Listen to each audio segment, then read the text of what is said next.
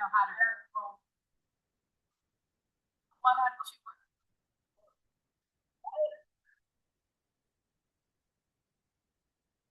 Let me ask Karen.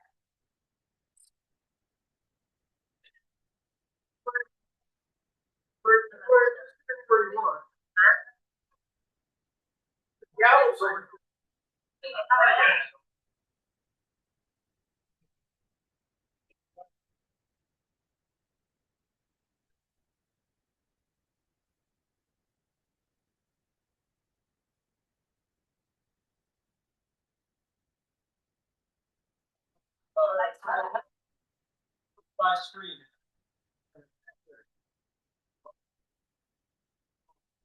How are you? Hanging in there. It's enough.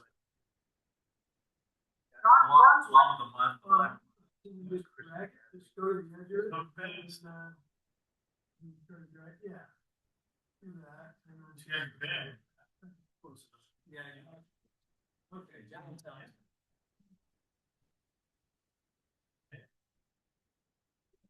Someone wants to come in. Oh. Yeah, so probably.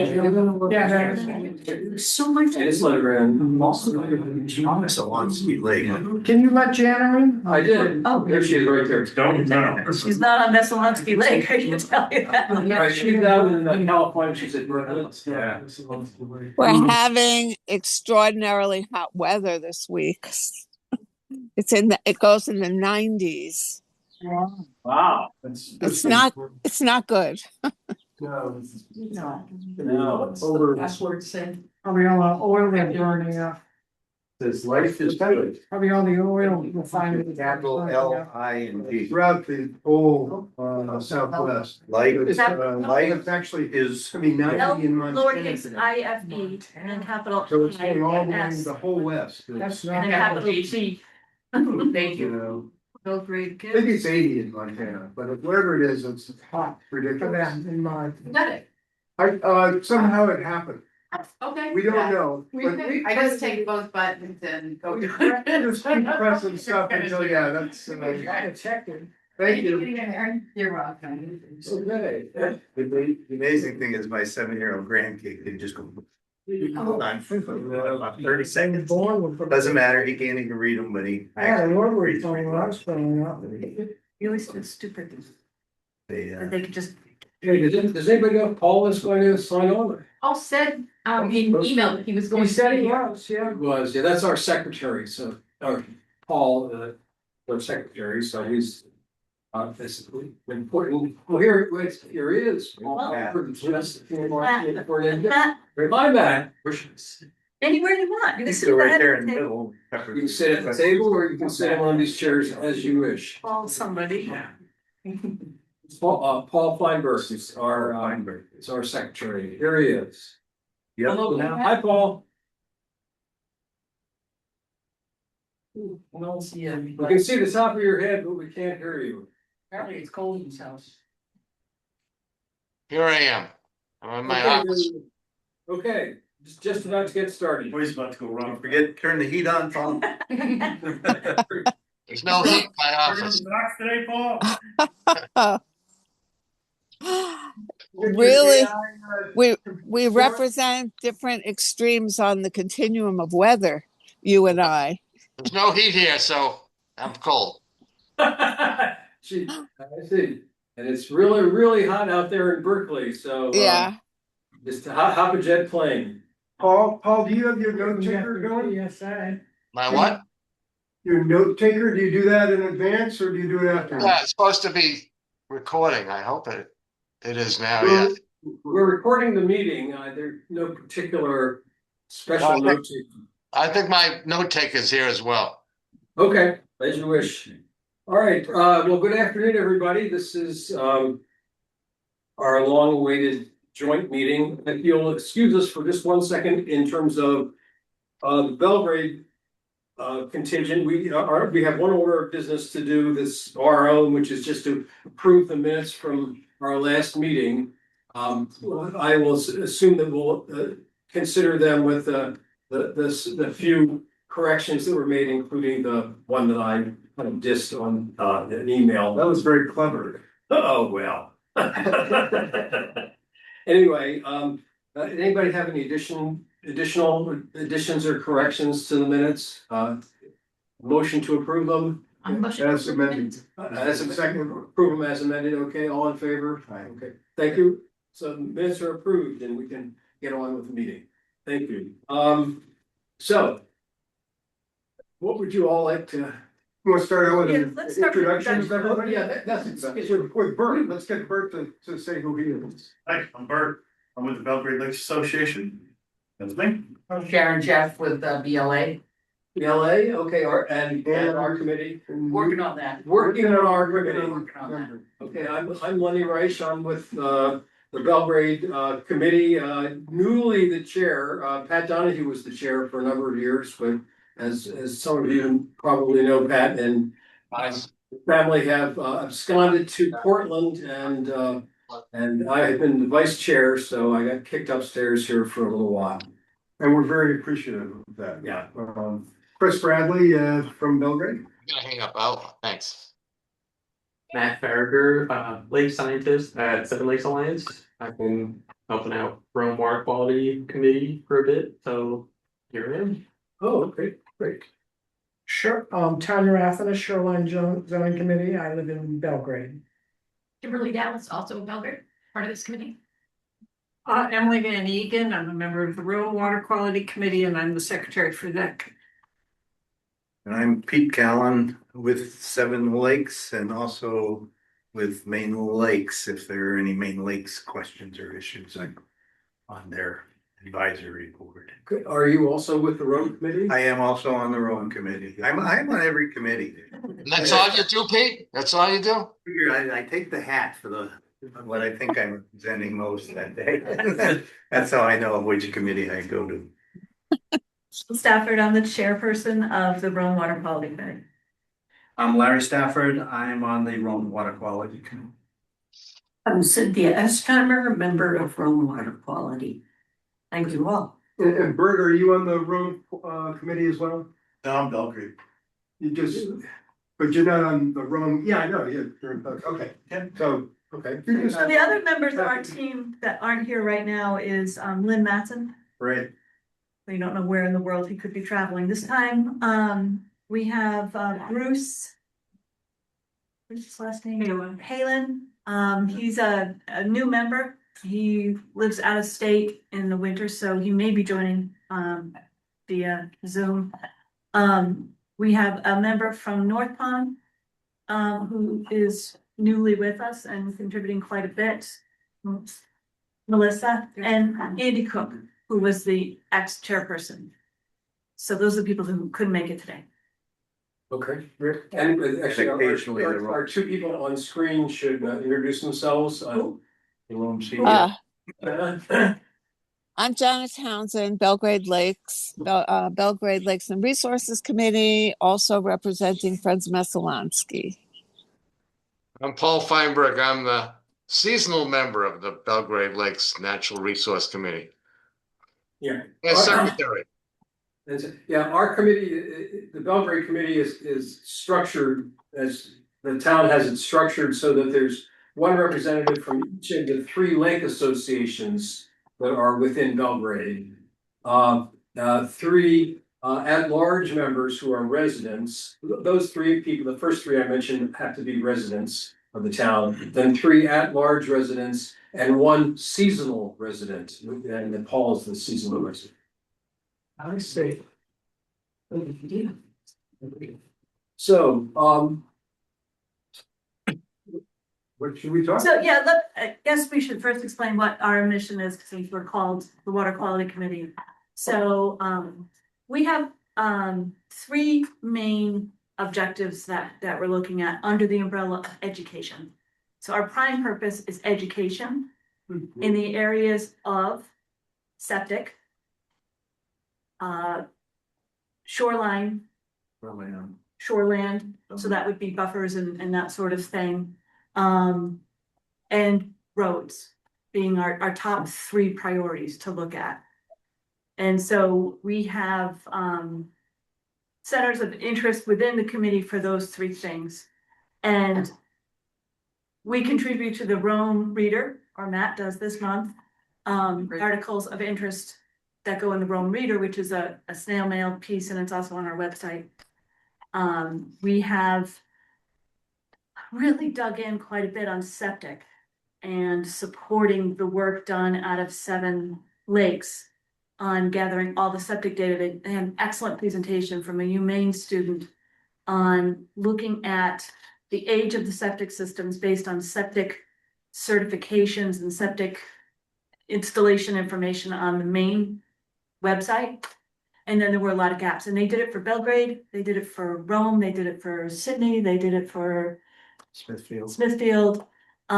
So we really partnered with them, and since October, we've been, three of us here have been in the Rome town building, filing all of the old septic information that was in shoeboxes and hidden behind crevices, filing it by map and lot number.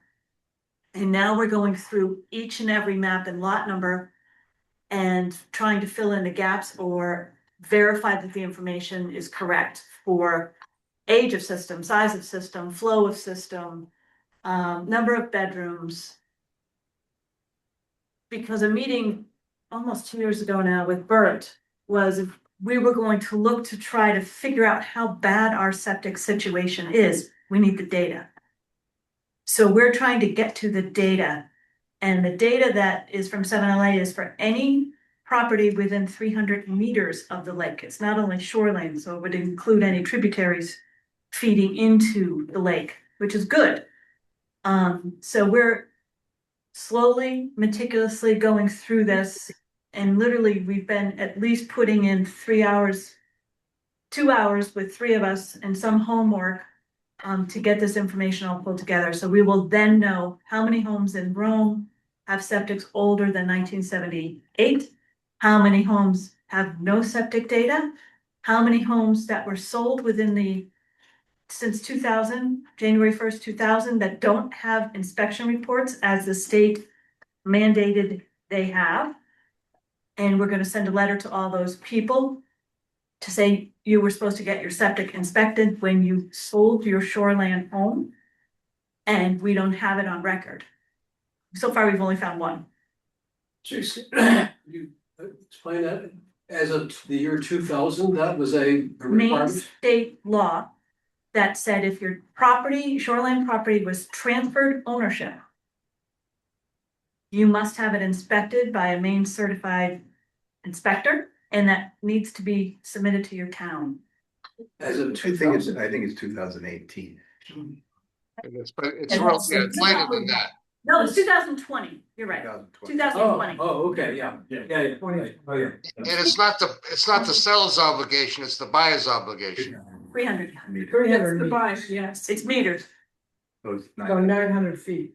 990 feet. Right, yeah, it's Yeah. open, yeah.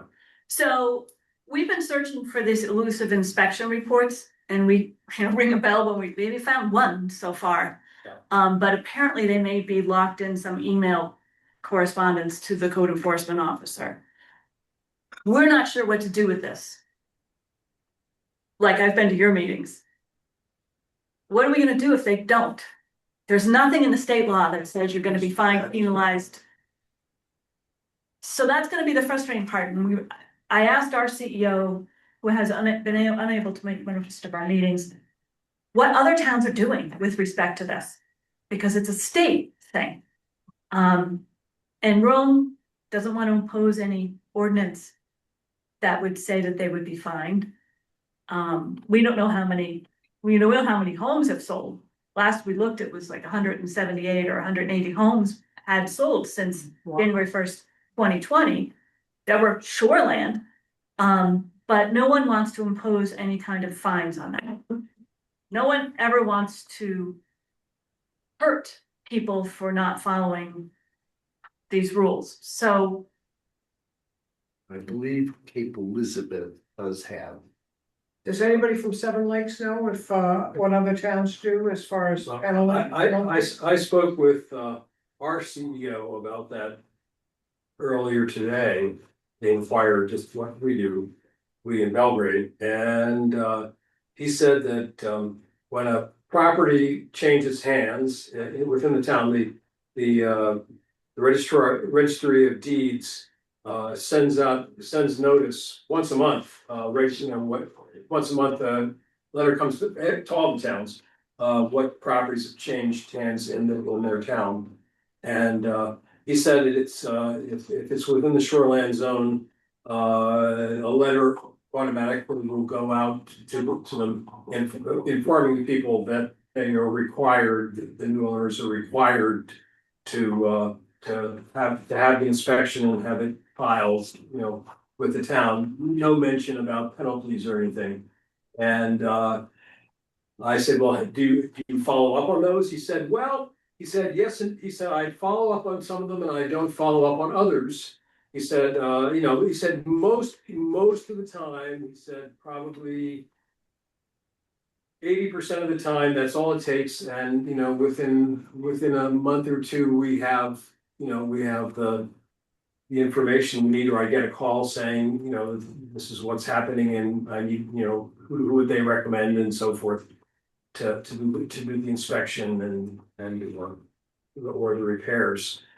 He said, but he said he knows he said he knows where the problems are. He knows specific properties, but he also knows locations within the shoreland zone where there are, where it's problematic.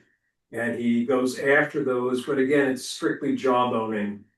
There's no enforcement mechanism, and he said he can almost always get them to comply, but no guarantees, and sometimes they don't. He said oftentimes, if there is a problem and there's any contention, people will send things to an attorney, and then the attorney will, do a little research and say, you don't have to do this. So, I had one question about that, all of this problem, and since Pete, you say you're representing to some extent Maine Lakes, would it be appropriate for Maine Lakes, for example, to take up this cause in the state legislature to see if we can get a bill passed that would actually put some enforcement teeth in here? It is possible, it's difficult. This bill that was passed, it was passed on the third time that we had it in front of the legislature. Initially, the first time it got passed, it was implemented in the shoreland zone of the coastal zone. Because the worm fishermen, the crab fishermen complained. And when that happened, there were nobody harvesting worms in the lake, and the realtors came in and said that it would kill them if they couldn't sell a property, even if it wasn't fit for human living. At least they torpedoed it, and we finally got it rolled around. I will tell you that Cape Elizabeth does in fact have a financial penalty in their ordinance. If you track down what they do, I mean, it's legal to put a penalty in there. I see. The towns can do that. Towns can do that with an ordinance. I see. It's not something that generally the legislature likes to put in there, a fine or anything like that. But they like shoreland zoning, they leave it up to the town. If the town wants to go over and above the state rules, they can. I see. And then they are on their own for enforcing. And the real issues in if the septics are new enough to have the paperwork done, they're probably not that bad. It's the ones that are either in short circuiting areas or the really old ones that there's no records on. And those, there were no rules till 78, basically. Yes. Septics in Maine. And even the rules we have are compared to most other states. Most states require 4-foot separation between the water table and the bottom of the leach field. In Maine, it's only 2 feet. And that's because we have very thin soils and I mean, the rules that we have in place right now for new houses are pretty good. But it's the older ones and the place where it is an issue is in the shoreland zone along the lakes, because that's where you have block after, that's where you have everybody. The inland part where you have, everybody's 4 acres from their neighbor, you can put a lot of stuff in the ground and the ground will take care But of it. it's still part of the watershed too. Yeah, So it is. maybe it All- would be fair It if is they part of the watershed. required it for everyone. Yeah, and Seven Lakes is consistently pushing and is a member of something called the Lake Protective Group. That is Coalition, yeah, the Protection Coalition, and that is right now they are working on trying to get the bottle bill passed. Right. There's a new law that they're voting on this week. That will provide, Maine does have a law that sets up a lake protection fund. But they never really funded it. And this would provide funding through unclaimed returnable bottom deposits. And it looks, I'd say we have at least 50, probably 60-40, I think it's gonna pass. That it is going to. Yeah. And then what will that money go to? That money will go to, basically DEP will control it like they do with 319 money. And it will, Bing. yeah, well, it can go, the first one they funded enough to get Togus Pond. Cause he was the bill sponsor down there. Augusta did it, but that was all. That this will allow, I forgot what the number is now, but we have a couple $100,000 each year for. Basically for alum type of treatments, primarily is what it's. Okay, so it's for alum.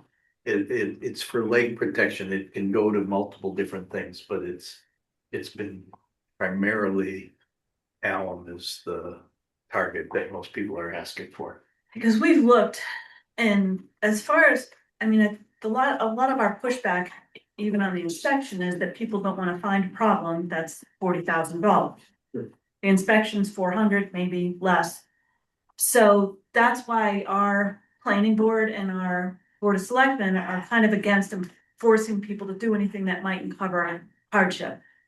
So the thought was, when we met with Bert a long time ago, was to look at trying to figure out how much grant money we were looking for. And so we started looking at grants while we were getting this data, which is gonna take us, I don't know, another 6 months probably. Is a 319, except in the state of New Hampshire, is not applicable to septic. So that wouldn't be money that we can apply to offset the cost of people having to improve their septic system. So if this didn't exclude septic, then maybe this could be a grant that we can approve. Although New Hampshire has done it. New Hampshire has used 319 money for offsetting the cost of septic. And the state of Massachusetts, which unfortunately a lot of us came from, everyone over here, they do give the homeowner a tax incentive if they have to fix their septic system.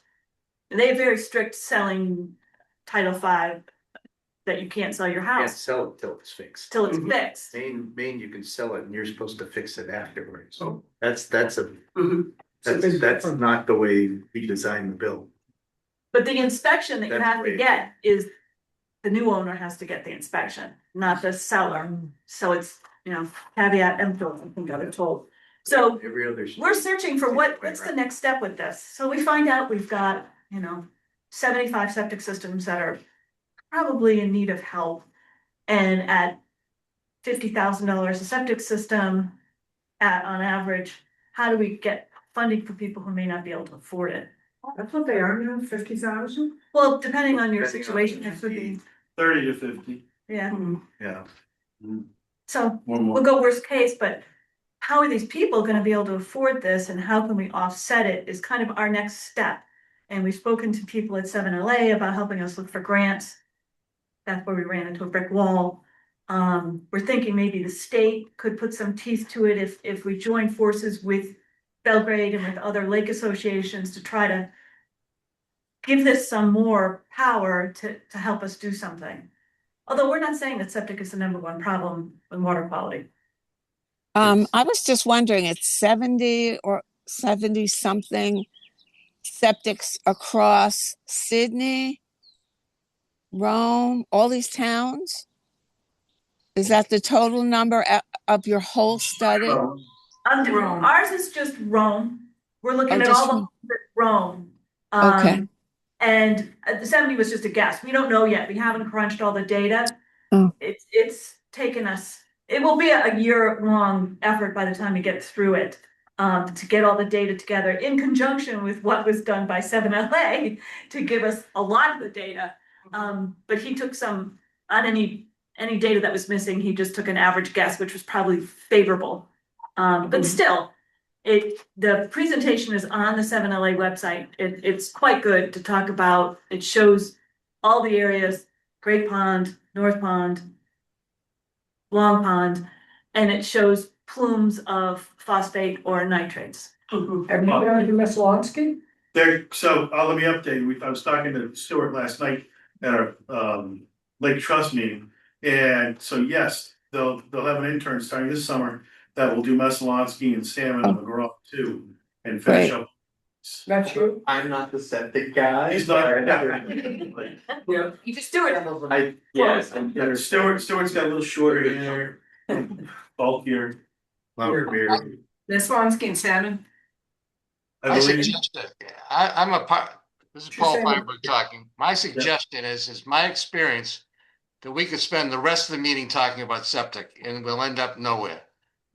So my first suggestion is that because we have a joint committee meeting here, that we agree to form a joint subcommittee to deal with a few of the septic issues and define them.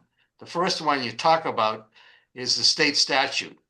And I think that needs reform, and we could put together a small committee to come back and decide how we're gonna, recommendations we can make. We now understand that we could locally pass ordinances, and if we ever come up with an ordinance that, you know, that Rome goes along with, that we go along with, maybe we get some others to go along with, but there's also as many holes in the ordinance. That's number one. And number two is and I've been working on this for a long time when I was at the BLA and talked to Peter, is that as I understand it, the intern has just come up with a new study on this that Kimberly provided to the committee. And my quick reading of it was that the conclusion is that what they thought was that the problem in terms of is less of a problem than we anticipated in terms. Yes. So the issue all along has been, when you look at the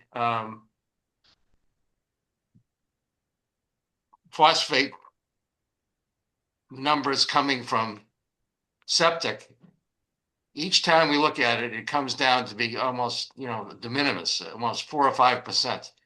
So it's hard to really gain traction on this with such, what's the word? The problem is not really so much from the septic as it is from the dirt coming into the lake. Yeah, we agree with that, but I will say that the data that Alex from UMaine gave us had a lot of holes. Yeah. And so that's what we are spending all the time. There's a couple of places where the holes are. And one of the problems with the way Alex is doing it is if he doesn't have any data, he's presuming a certain size system and modeling that. age. Right, And- 1,000, yeah, right. Presuming a system that works. Right. And the real issue is with the malfunctioning systems. And the issue that is increasingly happening is people who have a seasonal home that they are suddenly renting out year round and having 10 people there instead of the 4 that the system was designed for. A family of 4, 6 pounds a year of phosphorus going through and out the system. So I guess to try and get something concrete and moving forward, Pete, do you agree that perhaps we should form a committee, a joint committee to come back?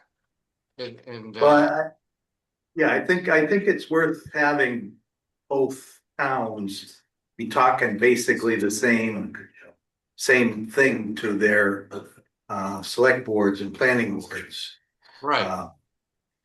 That there is an issue, and it varies. It varies quite a bit by the soils. And we have a pretty good handle on soils that can be a problem. Dave Rogue, in particular, has Broke has given us a map of the soils which are porous and result in short circuiting. But how do we stop spinning here? And Yeah, I want to suggest that we do two things.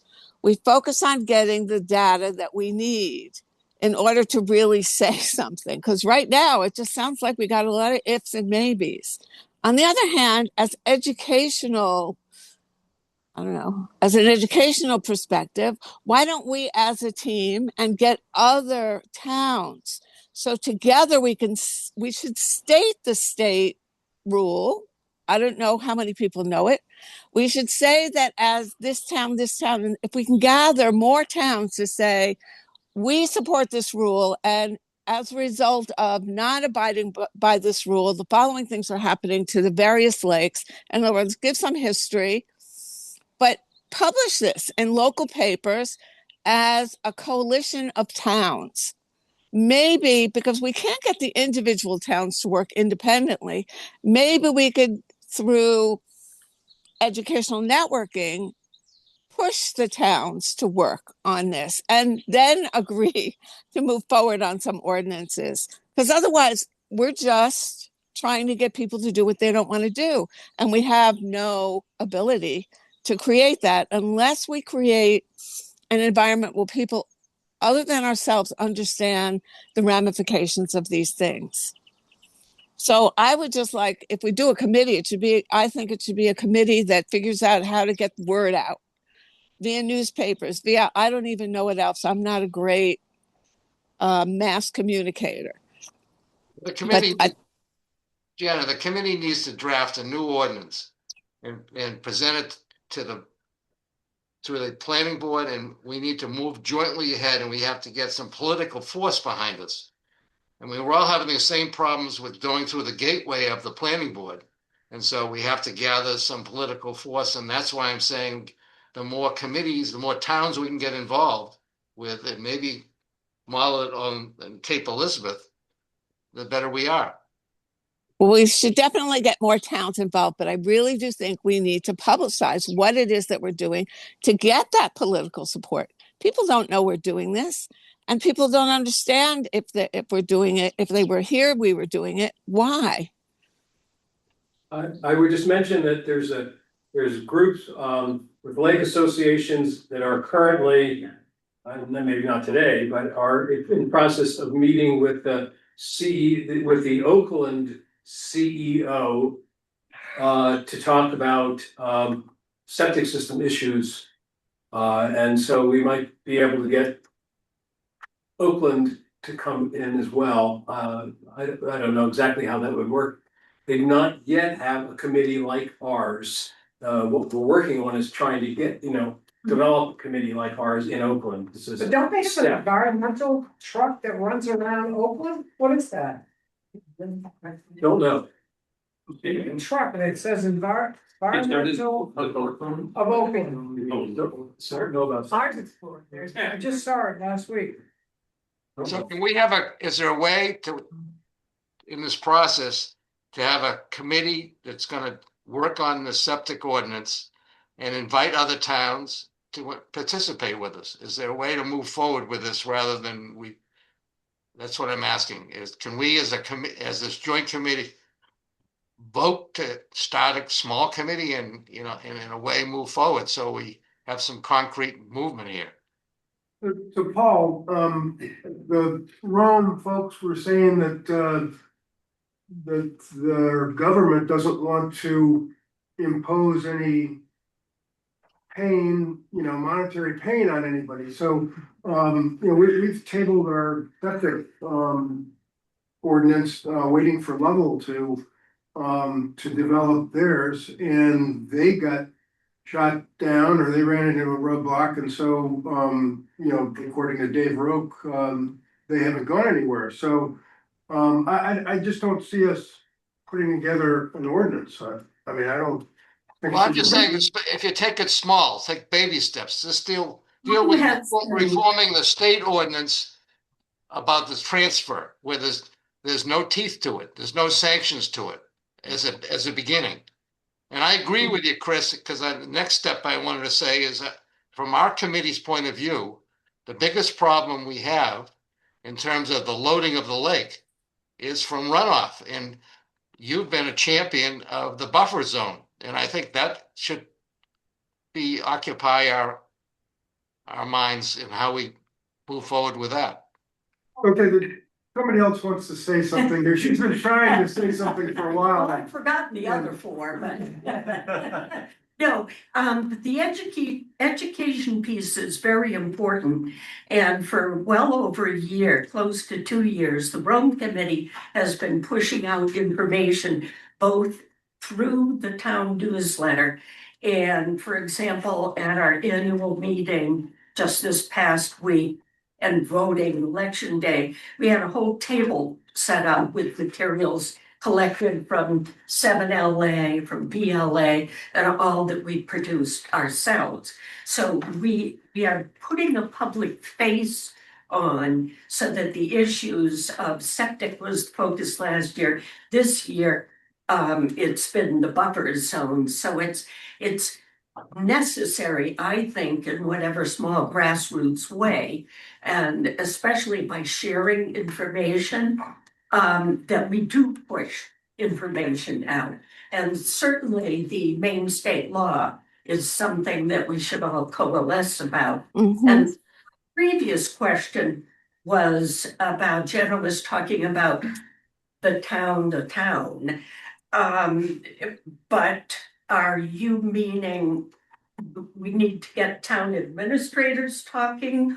Or do we need to connect with North Pond Association, Great Pond Association? Do we need to gather forces with the lake associations? Or did you mean, Jana, go to town? I actually didn't think that far, but what I think is we should approach all of them. Like, I know people on the lake associations, so that might be a way to work. All of us know people in different ways. Some of us know the town of Belgrade's select people versus the select people from all the towns. I think we should not make a rule about this, but spread the word in as many ways as we can. But in the end, we do need to get the towns, the official towns on board. Then together we could write a proposal, and people would be less afraid, I think, to agree to an ordinance that perhaps asks landowners to think about curbing their rights in order to protect the lake. But so I think we should just approach as many as we can. I'd like to add the other committee that maybe could play a role here is the Lake Trust Group.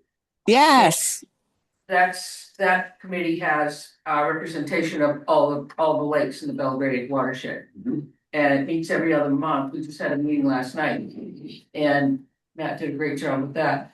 Who formed that and where is it? The Lake Trust? Lake Trust has been around for years, apparently, and it's always had a member from every lake on it as a representative. And that is a group that probably could coalesce all of the information, or at least spread it around within the. Around 20 years. In various levels of efficiency. I mean, I can't think that Veselonsky is gonna have, when we start digging in like you have, that it's gonna be any different. It's ugly when you start digging in. Kathy was at the meeting last night. Just typical, the whole situation. So, I mean, Can I also just add in here, one of the projects I've been working on, both for the Rural Committee and also for the Seven Lakes Alliance with Stuart, has been to try to update all of the contact information for road associations. Because we've been trying to say to road associations, let's come out to your annual meetings and talk about Lake Smart, let's talk about septic systems, et cetera. And it's been really difficult to get, what are everybody's current email, because the easiest way to do is to send out an email. It's been difficult to get. I've got a lot of Rome, I've got very little of Belgrade to provide, what are the real updates. So any help you could give to 7LA and me and whoever, that would be another way to get that just to say, we'll come to your meetings and talk about this.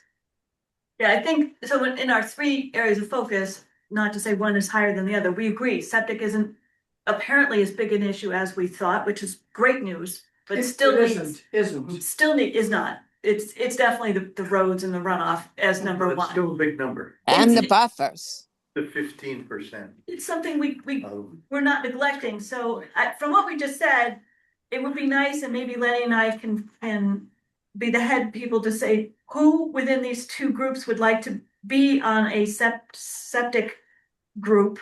And then maybe if we can get fed these Lake Trust group and other people that we can interact with, and maybe we can come up with something to do. We're still gonna continue our effort and gathering our data so we know the real data for Rome. It won't tell us what the data is for Great Pond, it will only tell us what Rome has, but I think we could start there and then move forward, because we could spend the whole time talking about it. I agree. I think that's a great start. And you're a model for the rest of us that want to do it on the other lakes. I think that this committee should get everybody's email and send out the requests to gather that information. Certainly I can give you FOM's information. I'm on Lake Smart as well. I don't know what I have to give you that way, but and each of us represents, I think many of us represent lake associations. So anyway, that's a way to get the information to you, but also the Lake Trust is a great resource, and I used to be on that. I'm not on it anymore, but they have a pretty good network that's going right now. They're sort of getting better at it right now. And you could get a lot of information from them. And if we presented at their meeting, that would be very helpful. Michelle, what information are your folks getting, excuse me, on your own that's different from the information that Alex got? Alex had a lot of blanks, and it's mostly the older systems. Yeah, I understand it, but in terms of the ones that he did get. So we have his. Yeah, and you're getting the same type of information as just. Exactly. Okay. We're using, the only thing we're adding in there is if the tax collector said that the house has been sold since, or this place has been sold since 2020, we're adding that in there so that we can look for those inspection reports. And then just in case we want to be sending stuff out, we're adding in the owner's name and address. Okay. You're backfilling the information that's not there. Am I correct then that Seven Lakes is this coming summer going to use interns to gather that data for around the other lakes besides Great Pond and Long Pond? Yes, yeah, that's the goal. There's a new intern starting, I don't know when he's starting, or Okay. whoever this person is. Soon. Yeah, soon. But that'll be the online, they do an online search. Mhm. And if it's not on the state database, they're not getting it. So you have those holes. And that's what we're going through and manually filling in the ones that Where those holes are, right? Didn't he use normalized he data? did. He used, So like, that could actually skew your Oh, results. absolutely, Yeah. yeah, Pete made that point. Yeah. Where it says some of the really bad systems are just getting normalized. Yes. Into the data, which skews it. And minor melt, well, there's no minor malfunction on a septic. But when a pipe breaks, when it's supposed to pump uphill and it's pumping straight into the lake, Yeah. it doesn't take much. The difference between these lakes turning green and being blue is about 2,000 pounds a year of phosphorus. And that can go in the back of a pickup truck. Yeah, 5% sounds like not a lot, but. Yeah. Just And the problem is that there's no one easy answer. I mean, roads are a chunk of it, septics are a chunk of it, lack of buffer is a chunk of it, spills is a chunk of it. All these things are a few percent, but they all add up. and it's already fragile. Yeah. And it's very, you know, it's on the edge. Yeah. You know, we have, if you look at the data in, that 7L is producing, the lakes are holding their own Right on the edge. in general. Yeah. They're not, you know, right now there's some question about. Now, one thing, this is it's a little off topic, but not very much. In terms of the study that everybody's saying that, well, you know, Alex's studies showed that it's not as much of a problem. I'm an engineer, and when I see a study like this, that is, you know, they put all the data, some of which has been massaged, as we've been talking about, and put it into some sort of algorithm, and crank out and get, you know, these numbers out. I want to have some sort of verification that they really make some sort of sense. I would like to have some sort of a way to test this. I mean, by far the best way to test it is to actually go out to some of the sites. And I was talking earlier today with someone who is an environmental engineer who actually does this stuff, who's a member of our lake association, named Mike Gigi. And he said you can go out and you can take cores right offshore and get the groundwater just before it dilutes and comes into the lake, and you know, off of properties, and you can get a pretty good idea of whether or not the data that your program is generating for that particular site is, you know, within bounds. It's not, you know, you're not going to be exact, but you can get some idea. I mean, if your data for that site that your program has generated is saying, you know, that it's a, you know, a high polluting site and you're getting very low phosphorus, then there's a problem, and vice versa. And I think that needs to be done. Yeah, we've talked a little bit at the office about how we could possibly do some ground truthing, especially, right. you know, the systems that we know that have good records of testing the ground, not the groundwater, but not in the streams or in the lakes, but right in the ground next to the septic tank, kind of do a transect. We've talked about that a good bit. Like starting that this summer with like 1 or 2 property owners who are replacing their septic, things like that. I guess in the meantime, talking about how to utilize lake trust and the lake associations. I view lake trust as like a way for the lake associations to not necessarily be on the same page about everything, but to like communicate, have common goals. Obviously that overlaps quite a lot with this group, except this group I view more as like the municipal side of things. I think it's really important. The towns have like a cohesive message, and we've talked about like I like Jana's idea and all of our ideas about putting out some sort of educational material or some like punchy newsletter article about why it matters.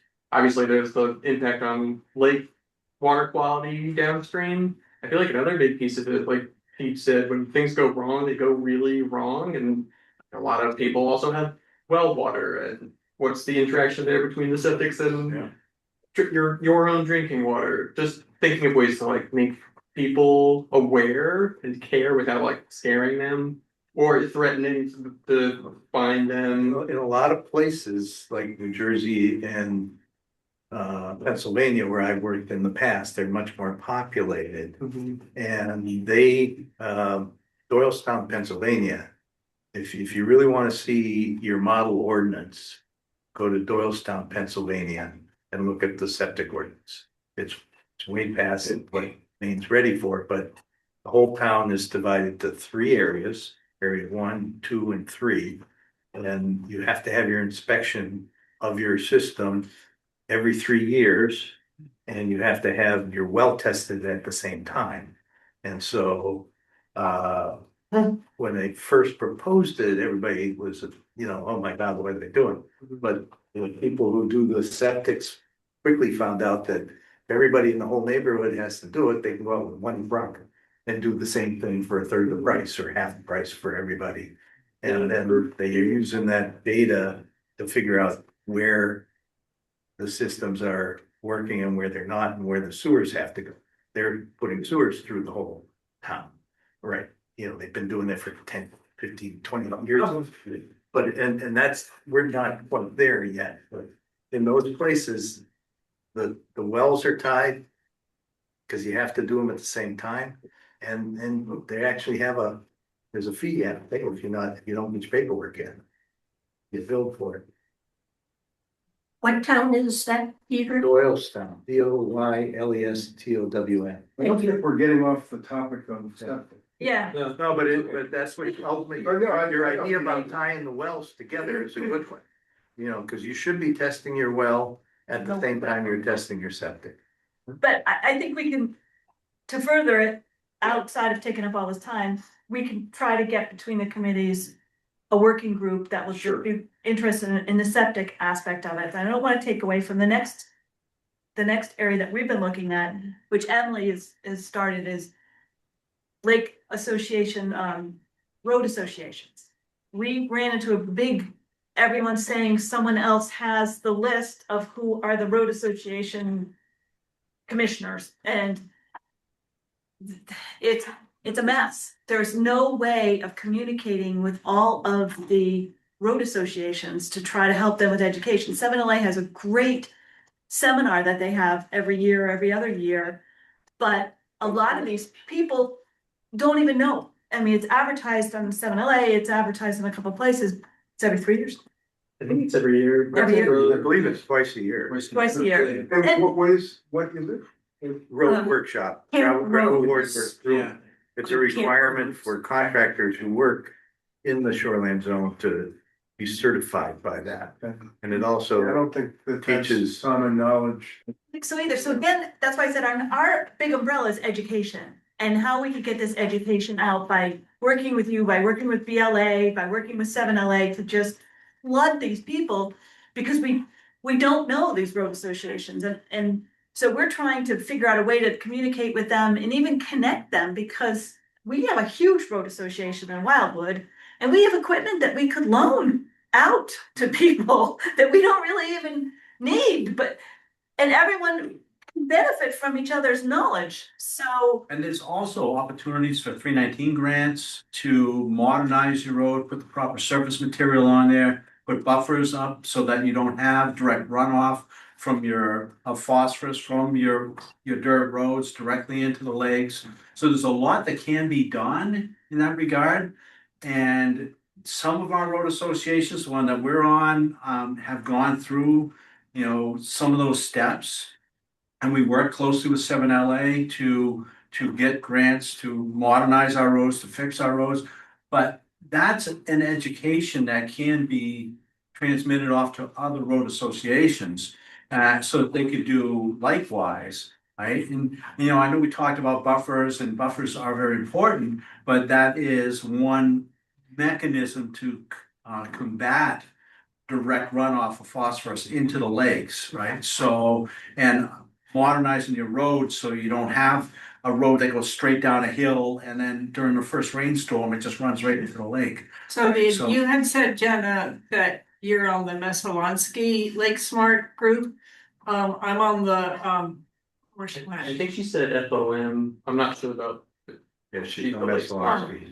Okay. She is. The She's on like. Great Pond, Long Pond people work together on Lake Smart, and so there's 6 of us right now.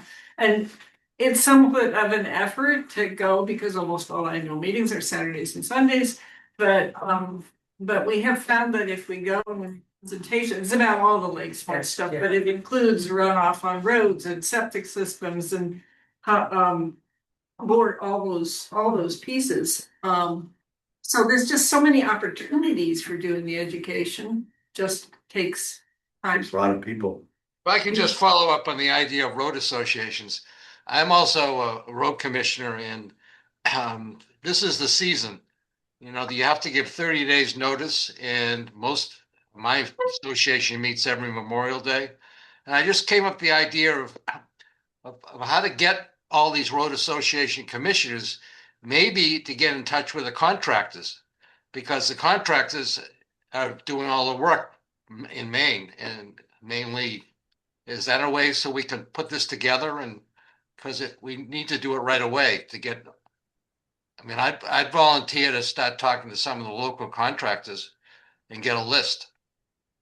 That would be great. I mean, Fabulous. I think we need to get like an email group for these people with an email blast that says, we have your name as a road commissioner and what are your number one needs to try to get them talking to each other. Our road commissioner or ex-road commissioner was Maine certified. And he has a lot of connections, he has a lot of equipment, he has a lot of knowledge, and he would be happy to share it.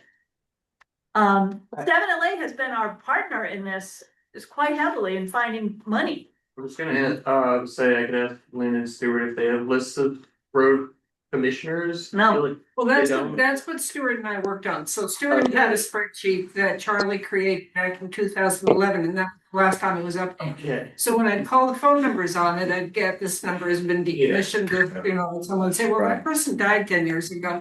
Literally is what I was getting. So it's been difficult to figure out who to contact. I got a lot of Rome done. I got very little. I'm very willing to share that spreadsheet. Stuart put it on the Seven Lakes.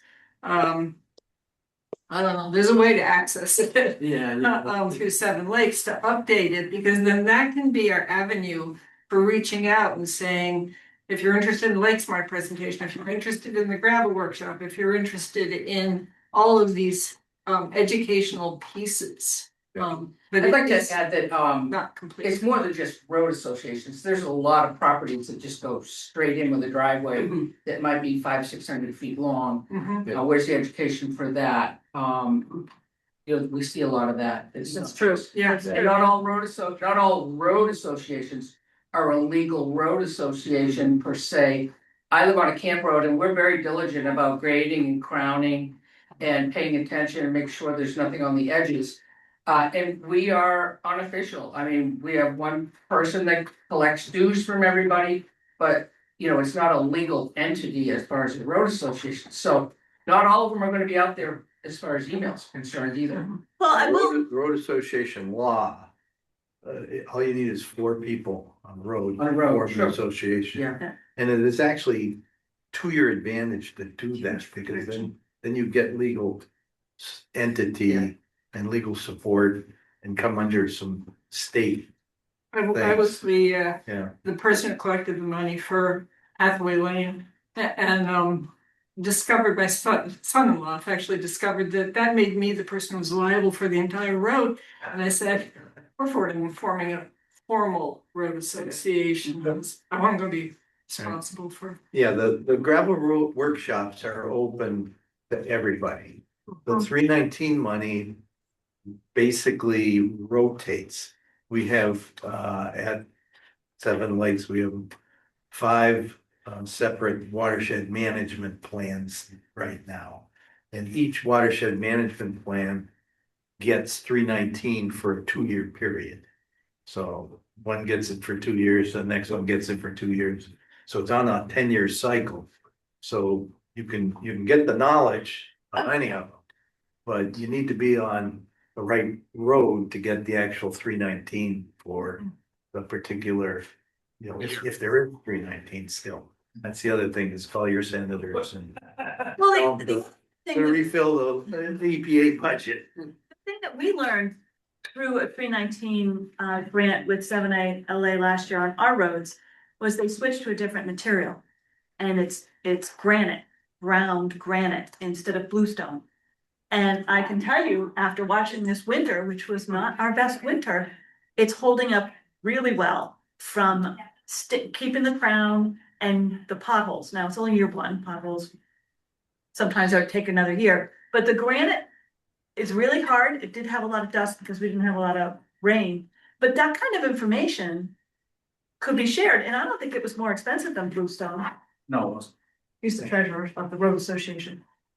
So I mean, that kind of knowledge is really helpful, and we were kind of a test case, I think, last year, because we did more than a mile of road with that. And it was really, we have 3.5 miles of road, so we a mile, we're gonna do some more this year.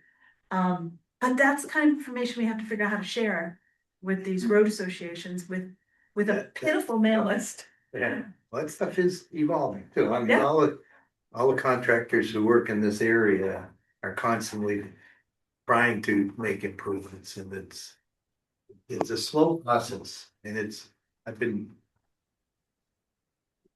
remember here Contractors are hard. 30 years at least I've been working in this area. Okay? Contractors with graders are even harder to find. Right. And that's one of the more important things to do. There are a handful of good ones. Yeah, and they have information. They have the road association commissioners. We should be able to pull this together. Yeah, and I think to get it for all the lakes is the answer, and that's what Emily's our target for that activity. I do spreadsheets. She loves spreadsheets. Spreadsheets are us. The other thing we're trying to do, now that Lynn's here, is Lynn had this brilliant idea to come up with a fact book. That as part of our committee, it would be nice if we had a fact book, so if someone ever asked you the depth, the square acres, the water quality data, we're trying to come up with a fact book on the lakes in Rome so that we can readily access it to use it for educational material as it goes out. So we're gathering all the information that's on VLA, that's on 7LA, that's in the lake book, that's everywhere, and trying to put it in one place that would summarize all the facts about the water quality. Have I said that right? You did very well. That's a fact. Yeah. Resource book. A resource book. Yeah. Yeah, there are actually a couple. There's one that Maine Lakes puts out called the Lake Book. The lake book is the Bible in my The mind. Lake Book covers the state stuff very well. The individual lakes that we're trying to concentrate on here is Matt is working at trying to assemble that. Yep. Um, Yeah, part of that is the Google Drive that I talked about last night at Lake Trust. It's the same drive that I shared with the Water Quality Committee. And the reason that was kind of easy to not double dip, it's the same resources. A lot of it's just things on our website, but there's a lot of stuff on our website. So having like a shared space to work through what's relevant, what's important, what you would want to put out in like a sort of a pared down version, or just easier to go through and pull out stuff for certain education pamphlets or articles or things like that. So trying to streamline that for different groups and different purposes. What information would you have on there besides and what you mentioned, the sort of thing that's in Lake Stewart's website? Any kind of information not only about water quality and buffers and everything else related to keeping the lakes clean, but invasives, septics as we're talking about. Oh, okay, okay, now I understand. Number of homes on the shorefront. Like, we know how many homes are on our shorefront. I don't know what Belgrade's numbers are. But we had all that information. Even basic facts, population, size of the lakes, depth of the lakes, Yeah, right, that information is available online at Lake Stewart's Maine, but you're talking about having short articles about buffer strips and septic systems and that sort of thing to help. Just think of it as a resource book. You have literally a 3-ring binder and you have organized by chapter and you can go through it, because we talk about ideas, often we need information, is that already being done? What do you need to know about that in order to do this? So it's just. Okay. Basics of water quality, like science behind it. What are we actually measuring? What's phosphorus? Why does that matter? Is algae a plant? Is that something else? So that we as a committee could use it to do educational material. We're just putting it all in one local resource. Easy to use place. Yeah. And how would it get distributed to, Janet needs to be let in again, her iPad overheated. We wouldn't distribute it. We would keep it for our. okay, so. For educational, yep, for the committee's use. So that we're spending some. Yeah, I was trying to envision Yeah, yeah, we're not printing. how big this thing was gonna be. It'll be big, but there'll be one. Right. One. And I guess. and it's gonna change. Yeah. And I know you guys have been focused, because I've been remiss in attending your meetings, I should come back. on buffers. And it would be interesting for us to know how you're progressing in your quest for buffers. The last time I met with you guys, I know you were frustrated with trying to get things through the planning board, and we have the same obvious problem on our side because they don't want to change anything or impact anyone in any negative way. Yeah, well, it's been interesting, hasn't it? It has. But we've, you probably saw that we had a number of, changes that we wanted to make to the zoning ordinance, and that's kind of what we were focused on, and we did, we made 3 changes that are in process, or I don't know if anything here has been done, but when a resident applies for a permit by rule, they also need a town permit. So that's actually been in the ordinance, I believe. I think we've actually achieved that one. I can't remember. Yeah, that was voted on. That was voted on, okay. Yeah, because, I mean, you guys all have the same process where planning board has to vote on it, then it goes to the select board, then it goes to the voters, and it goes to DEP, and then maybe it actually becomes law. So then we have a phosphorus and a pesticide ban that has been voted through by the planning board. It needs to get on the select board's agenda, which it hasn't.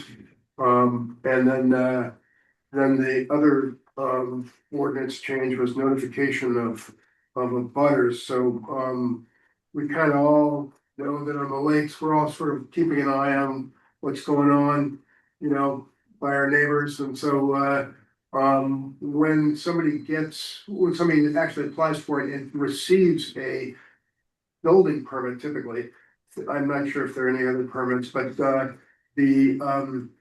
and this ordinance has been voted on and needs to go to the select board and then to the voters.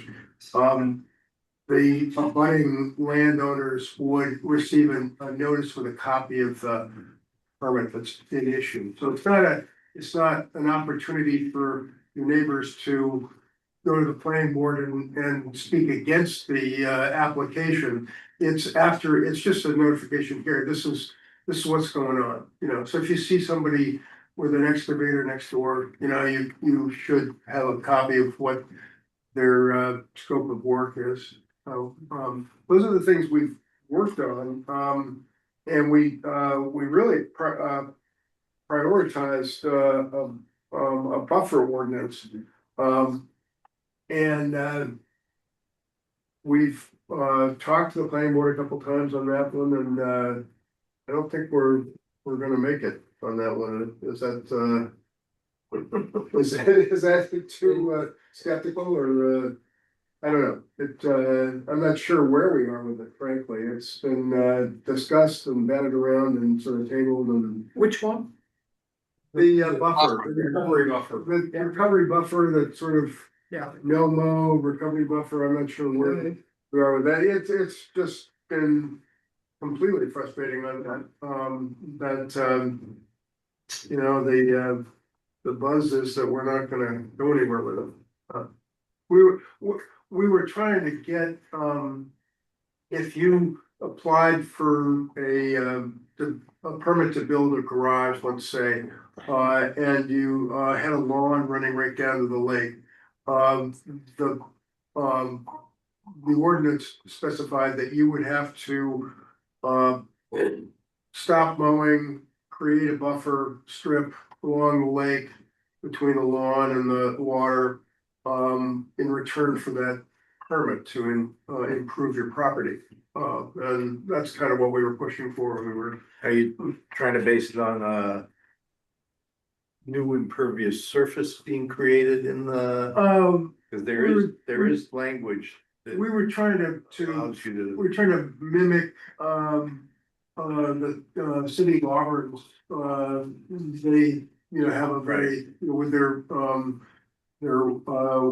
drinking water source being Lake Auburn, they have very strict ordinances, and in the city of Auburn, if you're going to get any sort of permit at all, they have to look at your property and, you know, and you sort of. Bridgeton has Bridgeton, Maine has. a Bridgeton does? similar- Yeah, they came up and talked to us about the whole thing that they're doing. Oh, It but was yeah, really but good. Auburn, that's the.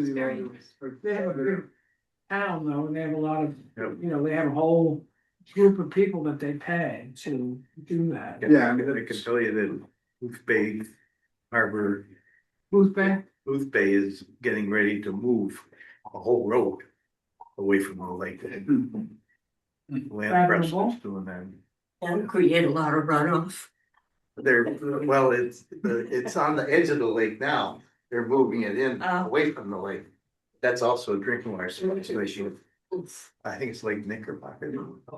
Knickerbocker? I believe that's the lake that's getting. I just want to point out that the issue that is halting us from moving forward is the same as the issue around septics, which is that the town is not willing to ask landowners to do anything that violates what they feel should be their right. So again, it would be our coalition that might force this. I feel like writing an ordinance would be self-defeating at this point. But if we spend word, educate, and get all, let's say we went to the Lake Trust meeting and found out how many people would be behind it and work with us on this and get the other towns on board, maybe we could move this thing forward. Is there hold up now at the planning committee group stage? Has it gotten to the select persons yet, or is it? No, No. it's, The planning. no, we've presented it to the planning board. They're our biggest obstacle, the planning board. Because most of the enforcement, it sounds like, is in the permit process, which the planning board has a major say in, right? That's Right, yeah, Their, they're charged with domain. that, so that's part, but just to make a change to the shoreline zoning ordinance. You have it all, every change has to go through the planning board. Yeah. Yeah. So that's, Our planning board is the same. They don't want to impose any yeah, hardship. And so as we beat our heads against the wall, doing a lot of work with a lot of enthusiasm. I mean, do we need to go to the state? Do we need to start talking to senators? I mean, if it comes down to fines and funding, which you could say a carrot or a stick. And if we would prefer to take the carrot and try to fund some of these efforts, how do we get money to do this? And that's, it just seems like we're all trying our best, and we keep running into the planning board or select board or the town in general. And we live in Maine because everybody wants to, you know, do what they want to They're a do. little bit last century. Yeah. Does your select board here in Belgrade have a willingness to even listen to the need to improve things, to maintain water quality? Recognizing that, you know, Yeah, the lakes they are so want important to to us. health of the community? Absolutely. It has to go to the planning board first. I'm sorry, Kim? It has to go to the planning board. I know, but I mean, you can, pressure can come from the select board down to the planning board, if the planning board supports what we're trying to do. Yeah. So I'm just asking if you know, if you think there's any interest there in working with this. It's a very delicate, Lynn, it's been a very delicate situation, and we've been, as a committee, been working to try and keep the balance between the planning board and the select board, but we have sort of a unique opportunity that with us, because our committee has been assigned a mission by the select board to be able to modify, you know, to make suggestions to possibly work in partnership with the planning board. And we're finding that the planning board has become more of the gatekeeper than the partner. So that's the political situation. And I just think we just gotta keep at it, you know, Is the select board aware of that position that the planning board's taking, which is kind of being a hindrance rather than a help? we don't know. We don't know. We're trying to figure out how to best acquaint the select board with that issue. The planning board is used to having applicants come to them and make a presentation. And they look at the presentation and they make a ruling. Right. The select board charged us to work in partnership with the planning board, but that's not the way they work. So it's, I'm kind of thinking that we need to work outside of the ordinances. I'm not sure that putting new ordinances in, because, you know, our pesticide ban, which looks like we're hopefully gonna get before the voters, and, pesticide and phosphorus, fertilizer ban. How are we gonna enforce that? You know, is that, having an ordinance is great and all, but how much is that really gonna move the needle? It's like the main septic law. Yeah, exactly. I talked to Daniel Wayne at Seven Lakes Alliance and about a concept I had, which I think is the carrot side of this whole thing, is that the idea that I have, and it's got a lot of, you know, it's rough, you know, it needs some polishing, but the tree growth tax program for the state of Maine is a very powerful program, and it keeps a lot of land from being developed. What if we had a similar tax program for buffers, for basically, you know, it would be essentially, without literally being this, but if you were if you were what's the main lakes, what's the certification that Jana does? Lake Smart. Lake Smart. Lake Smart. If your property qualifies for Lake Smart, you would have a benefit to your property taxes. And yeah, That's the town. That's the only. no, it would be this would have to be a state. It'd have to be state. It have to be a state law, and, you know, I talked to Daniel and she was talking to Jen Jefferson about it, and you know, Maine Lakes is busy with the bottle bill right now, so they don't have the bandwidth to really be digging in on anything else. But something like that, if we had the carrot side of this whole equation, and then your education would be so much easier. You just go and say, look, you can save 5% on your property taxes if you you know, comply with the buffer.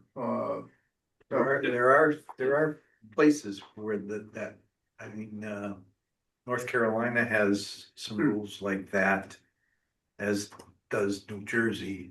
Really, so New Yeah. Jersey and North Carolina have like a water quality. Yeah, where you actually get a discount on your property tax if you But I leave a water quality buffer. It has to be a carrot. No.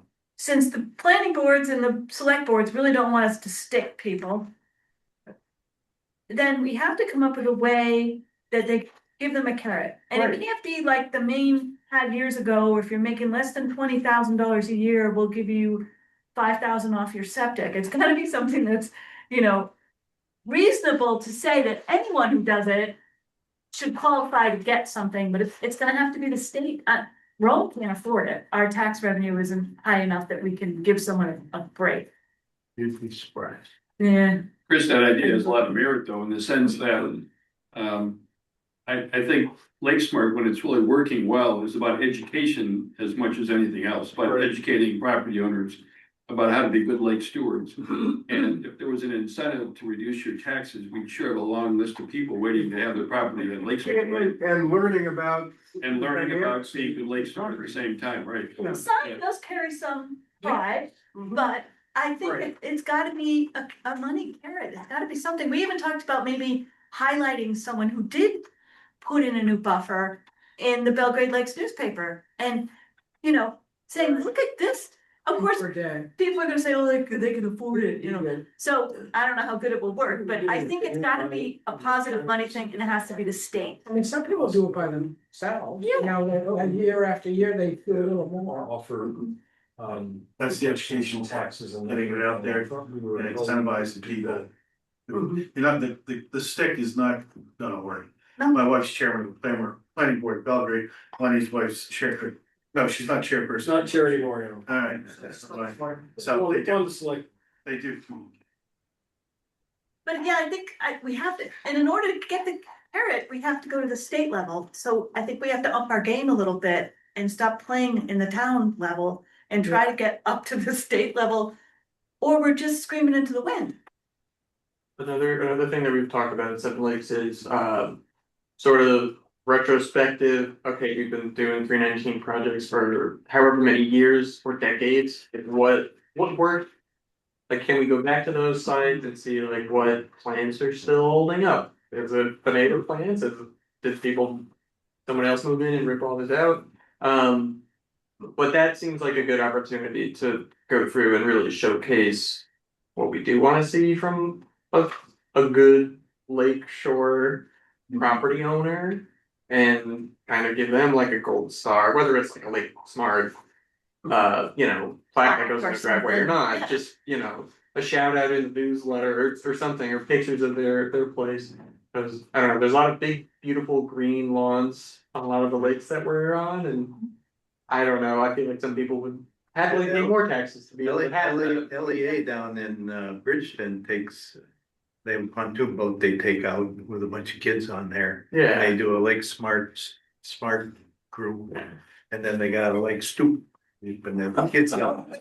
Like the Razzie Awards? Exactly. We do that too. And everybody says, that's Lake Snippet Awards, I like that. I mean, they get people's attention.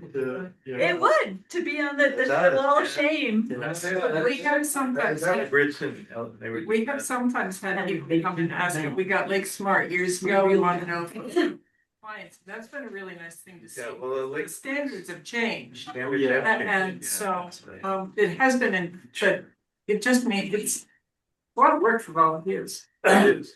It is. Lake Smart is a social marketing program that gets people to go over and above the basic requirements that everybody else does. It's a fantastic program in terms of getting people to set a good example. High standards. High standards, and that's really it helps a lot. Can I just say that I'm still hearing that we all feel differently about how to move forward. I think it's important to come to some decision about how to move forward. Do we do education? Do we approach the lakes through, what's it called? Lake Trust.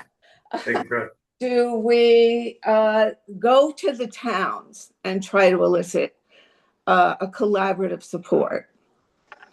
Because if we don't decide together how to move forward, we're just still, this keeps happening at our meetings.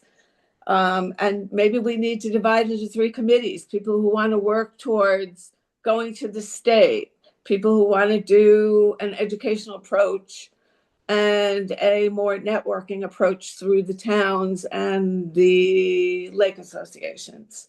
That's 2 committees. I don't know. I agree with you, Jan. I mean, this meeting is gonna be over in 10 minutes, and what have we decided? Well, I don't know that. I was gonna create a subcommittee. We have a septic subcommittee. I don't know that this meeting was intended to necessarily decide anything in particular. It was just to share and find out a little bit more about what each other's doing. It's this is not a sprint to the finish. It's a marathon. A bit of a marathon. So. But yeah, I like the fact that these 2 organizations, these 2 committees are meeting together. Yeah. If we move forward, we can do it hand in hand. Yeah. Because of confusion about ordinances and what's going on, with people around these lakes, so that if we can be together going forward, it will simplify it and we'll have more chance of success. Possibly we can have every couple of months meet. Well, I don't know about every couple months, but that may be a little too often. But Okay. maybe once times a year, maybe a couple times a year, we Yeah. could be together. But if we do have a subcommittee, maybe we pilot one subcommittee on septic that may have to test this, go to the state, go to the towns, do the education and see how that works, if we get that interest, and then we could go to the buffer subcommittee and maybe leverage things, because we don't have to write a lot for education. We just have to know where to pull it from BLA or 7LA and just use their. I feel like I can now say the town of Belgrade and the town of Rome are working collaboratively, and together we agree, blah, blah, blah, which is, to me, gives a little more oomph to what I'm doing. More powerful, you're right. Put it in perspective, our watershed has 13 different municipalities that have 13 different land use planning groups. Yeah. 13 different planning boards. About making a watershed, this is something that you touched on once, that really to have a bigger voice, we need to form a watershed. Well, so they're That'd be great. I agree. There are two avenues to form watershed, Districts. It's a district. large district. Yeah, Yeah. And the hurdles are huge for it, right? Well, yeah, they're not easy to do. But they are effective when you can do them. Right. There are two basic models. One is the Cobussy Watershed District model, which has, Cobussy Watershed District actually has taxing authority. That's- You can go to that's each town and say, hey, we need this That's much what- from you for this. Ooh. The other model that I think is more appropriate for what we need here is the Saco River corridor model. And in the Saco River corridor, they have roughly 13 different municipalities along the river from the New Hampshire border to Wells, where it comes out down south of Portland a little bit. And there's one code officer that writes all the shoreline zoning permits. Whoa. And he's paid by the 13 different towns. Ooh. Nice. Well, you know, it's a long skinny river, you know. But There's it's a long waiting list. well, you know, he's got assistants and stuff, and there's. Oh, okay. You know, but it's a single land use planning group that approves everything along the river. Okay. And it works. Again, but it's a lot of coordination and a lot of. So there's, in the first case, you've got to go through lots of hoops and get lots of approvals and Yep. we've been down the road of exploring that before. Yep. But in the second case, how does that work as in terms of putting that together and making Well, it making a takes getting functioning entity? each town to say, yeah, we'll all have the same shoreline zoning ordinance. Can imagine. And for the towns to say, okay, yeah, we'll use the same code officer. For a while, looked like Andy Marble was gonna be in every town. Yeah, Really got smart. We were hoping that, and you know, because most of our towns don't have full-time code officers. Yeah, right. There are only Right. a couple of them do. And there's a lot of potential for having one group that's supported by all the towns. You know, we do it to a degree with Youth Conservation Corps. And that started off when Bob Jolie was a selectman. When he started that program in 1995, got all his select board buddies to say, yeah, we'll chip in. And they're still doing it. All of the Belgrade select boards, pretty much, you know, 6 or 7 of them anyway, which are the heart of things. Yeah. You know, are still producing money for the kids every year. And that's big deal. It's not a hell of a lot of money, but when Seminole Lake can then turn around and go to the state and say, hey, our towns are supporting the kids, youth of our community and the lakes, that's the tax base, they're putting their own money in. Give us a break, give us some money too.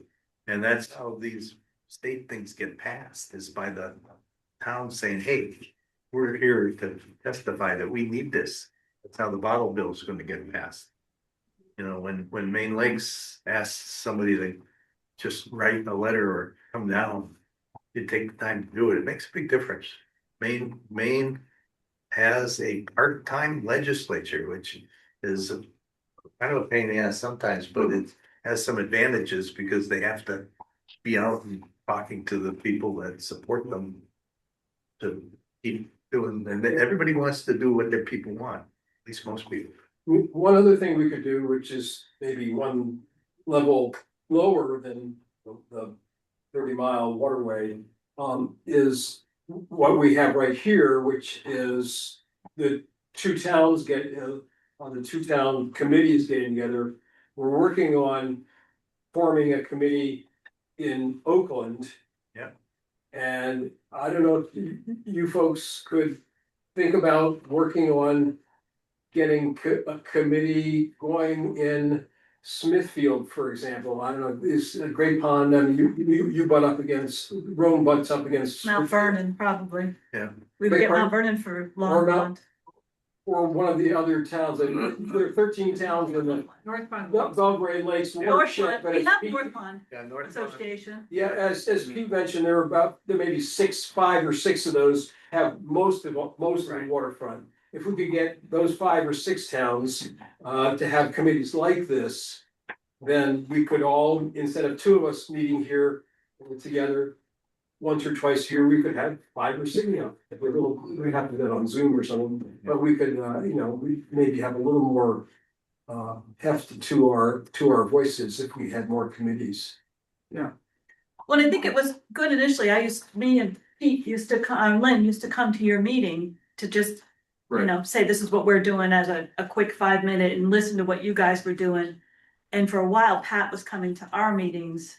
And it's good to have that exchange where someone from your team comes to our team and then can report back. And then maybe we do this once or twice a year. Or when if we finish our septic, we'll show you our data. But that could be another thing, is that we cross fertilize more often and just see what's going on. The thought of having a couple of task forces working together seems like a good next step, though. Sure. Yeah. We've identified a couple of subject areas, and maybe the alternative ideas, Chris, your thought about some kind of tax incentive for doing the right thing, or a water district, forming a water district, or some kind of authority. We should explore those again. I mean, those are big ideas that really could move us ahead significantly if we could ever get them. Denny Keschel, who was the town manager here for for a couple of different stints, and was also the state representative, I think, including Rome. He wanted to do that, didn't he? Yeah, he pushed on that very hard, and while he was state rep, he really wanted to do that, and we just ran up Well, against. he's the reason that we get money now for Lake Smart and for How is he? Okay. OICC. Because he also worked for DEP. I'd forgotten that before he did that, before he did. So he- Doing a water, doing that is, watershed district is really tough lift. And I think the Cobussy district goes back to when the 90s, I forget. 1970. Oh, okay, so it was way back. And I don't think has been one in that format since then. Yeah. Yeah, well, sometimes it takes, 1970 was when the Cuyahoga River caught fire. Yeah, For right. the ninth Oh my time. God. By the 9th time, it made Look magazine, and everybody said, what's the river burning for? Yeah. We've come a long way since. Let's keep pushing, right? I mean, sometimes just different group, different push, a different idea. Are we ready to send a coalition to the Lake Trust meeting just to get a message out to that group and see if people are interested? They meet once a month and they just met yesterday, so they're not meeting again for another month. Several people from Lake Trust are Well, around. Lake Trust is here right now. Yeah, but so how would that work? Hey, you were there. Huh? What was the question, Jen? So I'm just interested in having people from this group, I don't care who they are, going to Lake Trust and sending the message that we want to build this coalition and what the beliefs are behind it. A coalition from like the municipality standpoint? From us. From us. Okay, no, just this. Mhm. I think the fact that we are talking together and trying to coordinate is a major. Is enough. Good step forward. Well, it's progress. Progress happens slowly. I have. Okay. Well, that's, way in the world, it would be easy. It's every time we get a lawyer. Yeah, there's one in May, it's like the third Wednesday of every month that we meet on. May 18th, I believe, something. Okay. And how do you find out about their Thank you. meetings? May 20th, I believe. Just get on the list. Yeah, we'll add you to the list. Email me if you want to be on the Lake Trust list. Great. Go from there. Yeah. North Palms representative, Oh, great. Katie yes, Mitchell. Katie Mickle and Don were both on the Yeah. call last night. Yeah. Yeah.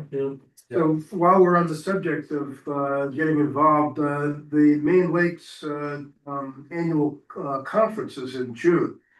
So I was signed up. I failed to sign up on time last year and found it was down and I couldn't go. I went the year before last, but so I've already signed up. So I would encourage everybody to go to that. I mean, it's very, Very good. it's very helpful. Yeah. It's an Orono this year. It's an Orono. Yeah. What's the date? Do you know what it is? June something. June, I'll tell you. Well, June. what's the name? That's not too late. Maine Lakes. It's the joint Maine Lakes, Lake Stewards of Maine conference. Yeah. Yeah. It's actually early, it's usually right It's around. Friday, June 12th. Whole day thing? Yeah. Yeah. It's, June 12th. June 12th. Yeah, you can probably go to the Maine Lakes website and get a link to it or to the Lake Stewards of Maine website and get a link to it. And then you can see pictures of Pete there. There's another And conference. Jana's got a picture on the. Yeah, she on I the, do? she was speaking. Page. I do? There's another conference a little closer to hand that is happening soon. It happens every year, usually in late March. I don't recall the exact date. It's a statewide, water and sustainability conference. Yeah. It's at the Civic Center. 26th Of March. So 26th of March. It's an all day thing. They serve lunch, and have speakers and, they have poster sessions as well with, people who are doing research, presenting research as you walk around. It's really quite good. There's a session this year on PFAS for which I'm. Oh, boy.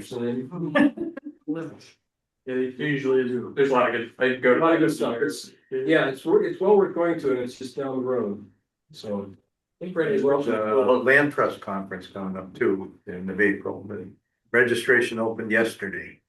Land Trust of Maine? Land Trust of Maine, yeah, it's the Maine Land Trust Network, Lenny, it's hard to go to this. annual conference, 2-day event. Wednesday, Wednesday. You wanna learn about land and why we need to conserve land, protect water quality. Yep. And like I say, one of the featured projects they're talking about is the Booth Bay Regional Land Trust that is actually got the funding to move an entire road from alongside the road to 500 feet off or something like that. I don't know how far back they're taking it, but it's the big deal. So, okay. Hey, before we adjourn, what's the process we're gonna use to put these task force together? We should figure that out before we leave today. I think Michelle and I are gonna be in contact and we'll Good, dragoon a couple of people from our groups and terrific, thank you. push them together. And solicit everyone for contacts. Okay. All right, well, So work on the road commission. few minutes over time. Anyone else have anything pressing that they'd like to mention before we wrap up? No? I Thanks just for- want to say thank you. Good Thank job. you. Yeah, Thank very good. everybody for coming. Thank you, Michelle, for. Yeah, it's great. And we'll figure out another time, Okay. several months down the road, or if you see white smoke come out of the top of your hometown building, it means the septic tank is done. Or you hear a loud. I'd just like to thank everybody here for putting in time and effort on behalf of the one. Yeah. Thank you. Okay. Good night. Bye-bye, everybody online. All right, everybody. Thank you Bye-bye. all. People down. Yeah.